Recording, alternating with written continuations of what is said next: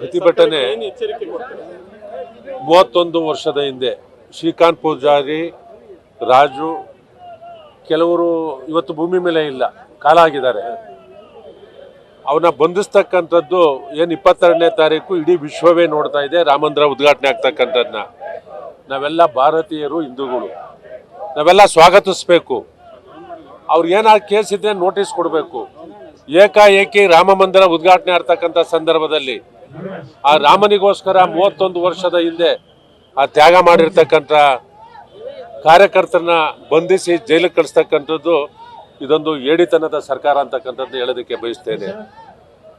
ಬಹುಶಃ ಅದರ ಪರಿಣಾಮ ಇವತ್ತು ರಾಜ್ಯದ ಪ್ರತಿ ಜಿಲ್ಲಾ ಕೇಂದ್ರಗಳಲ್ಲಿ ಭಾರತೀಯ ಜನತಾ ಪಕ್ಷದ ಕಾರ್ಯಕರ್ತರುಗಳು, ಮುಖಂಡರುಗಳು ಈ ಸರ್ಕಾರ ಮಾಡಿಸ್ತಕ್ಕಂಥ ಧೋರಣೆಯನ್ನು ಖಂಡಿಸ್ತಕ್ಕಂಥ ಕೆಲಸವನ್ನ ಮಾಡ್ತೇವೆ.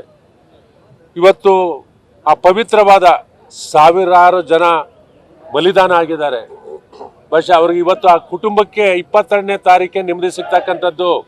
ರಾಮ ಮಂದಿರವನ್ನು ಈ ದೇಶಕ್ಕೆ ಕಟ್ಟಬೇಕು ಅಂತ ಹೋದವ್ರು ವಾಪಸ್ಸೇ ಬಂದಿಲ್ಲ, ಆ ಪ್ರಾಣವನ್ನ ತ್ಯಾಗ ಮಾಡಿದ್ದಾರೆ.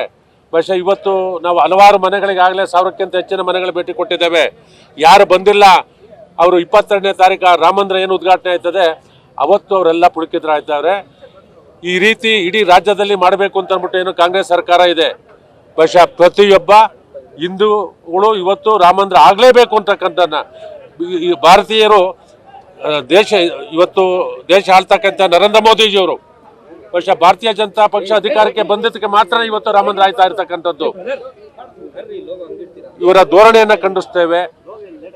ಅದಕ್ಕೆ ತಕ್ಕ ಪಾಠವನ್ನ ಮುಂದಿನ ದಿನದಲ್ಲಿ ಈ ರಾಜ್ಯದ ಜನತೆ, ದೇಶದ ಜನತೆ ಖಂಡಿತವಾಗೂ ಕಾಂಗ್ರೆಸ್ ಪಕ್ಷಕ್ಕೆ ತಿಳಿಸ್ತಾರೆ ಅಂತಕ್ಕಂಥ ಮಾತನ್ನ ಸಂದರ್ಭದಲ್ಲಿ ಕೇಳಕ್ಕೆ ಇಚ್ಛೆ ಪಡ್ತೇನೆ. ನ್ಯೂಸ್ ಫಸ್ಟ್, ನಿರ್ಭೀತಿಯಿಂದ ನಿಮ್ಮ ಪರವಾಗಿ.